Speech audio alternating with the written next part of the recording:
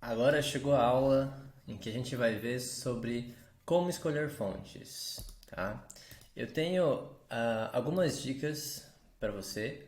É claro que, como eu falei anteriormente, escolher fontes às vezes é um trabalho muito subjetivo, pessoal, e você tem que levar em consideração todas as outras coisas que a gente já viu até agora: personalidade, como que isso vai se comportar numa composição, como você vai trabalhar com os pesos, tamanhos e cores, tudo isso tem que ser levado em consideração. E há também algumas outras dicas que podem te ajudar a escolher fontes de uma maneira melhor, tá? Eu vou mostrar alguma delas para você e se você tiver outras dicas, já vai deixando aí nos comentários para os outros alunos também. Então vamos lá. Primeira dica é prestar atenção no x-height, tá? O que é o x-height, caso você nunca tenha ouvido falar?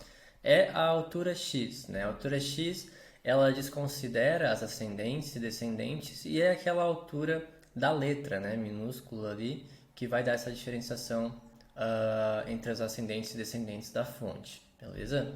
Então vocês podem ver aqui que a Helvetica Ninoi, essa palavra aqui é complicada, né? A gente fala Niue, mas é Noi. Helvetica Noi, vocês podem ver que a altura X dela, ela é maior, né? Só que a diferença das ascendentes e descendentes, ela é menor. Então, esse tipo de fonte vai trazer uma leiturabilidade muito mais interessante do que a futura, né? Porque a diferença é muito grande das ascendentes e descendentes com a altura x, tá? Então, aqui a gente tem fontes com grandes diferenças entre x-height nas ascendentes e descendentes são mais difíceis de usar, tá? Você pode experimentar aí, pode pegar a futura e colocar num texto enorme aí que você vai ver quão difícil a leiturabilidade desse texto vai ser. Diferente de uma Helvetica Neue, de uma Inter, uma Open Sans, uma Roboto, porque a diferença ali é menor, tá? Então essa é uma dica bem interessante para você utilizar na hora de escolher fontes para textos, tá? Porque a Futura funciona perfeitamente para títulos sem problema nenhum. Segunda dica prefira fontes com no mínimo 4 pesos, tá? Por quê? Porque os pesos, como a gente já viu, eles são utilizados para reforçar a hierarquia tipográfica. E não só por isso, né? Às vezes você quer utilizar em botões, em alguns elementos como tabelas, para criar os headers da tabela. Então, assim, uma fonte que tem ali no mínimo 4 pesos, né? Light, regular, medium e o bold, já vai ser o suficiente para você conseguir compor vários tipos de componentes e também diferentes tipos de tela. Menos que isso vai ficar complicado. Não é impossível, mas vai ficar complicado, tá? Terceira dica, prefira fontes com diferentes estilos, como por exemplo o regular e o itálico, tá? Pode ter fontes que vai ter condensed, fontes que vai ter outros tipos de estilos, mas esses dois são interessantes. Eu particularmente não utilizo muito italic nas minhas composições, mas eventualmente é necessário. Você está fazendo, sei lá, uma sessão de depoimentos ou quer colocar um depoimento numa página, o itálico geralmente vai dar um visual melhor para esse tipo de composição, tá? Então, eventualmente você vai precisar delas e é bom que a sua fonte tenha essa possibilidade.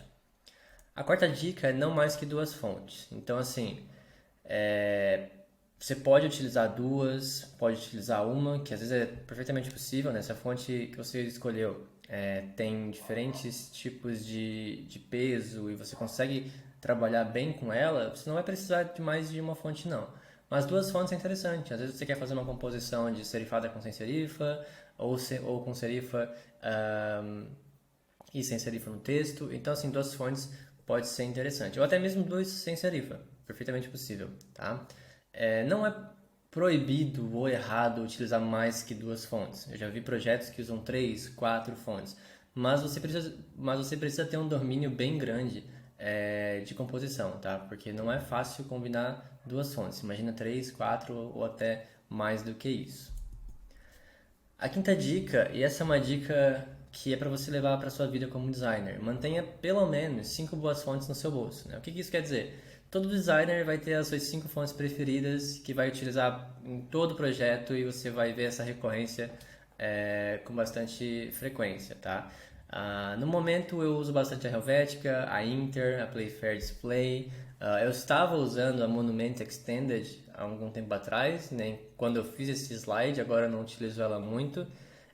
Eu tenho utilizado outras fontes agora. Então, assim, de tempo em tempo você vai trocando uma por outra, tá? Mas é interessante que você tenha ali no mínimo umas 5 boas fontes que são coringas para qualquer tipo de projeto.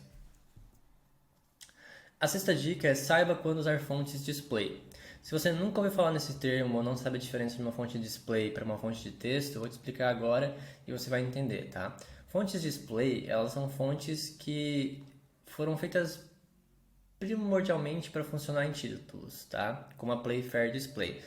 Nem todas vão ter no nome delas a palavra display, mas você vai ver que é uma fonte display quando você tenta utilizar em textos longos, ela não fica legível, ela funciona só para títulos. Então, isso é uma fonte que foi feita para tamanhos grandes, para causar mais impacto, e aí você vai utilizar elas para título e somente título, tá bom? Dentro da fonte display, você vai encontrar diferentes categorias de fontes. Pode ser uma fonte serifada, pode ser uma fonte sem serifa, pode ser uma slab serif, pode ser uma condensed. O display é só uma atribuição de como a fonte funciona, tá? E aí o restante são as body text, né? Você vai usar para textos e ela tem uma leiturabilidade melhor do que uma fonte display.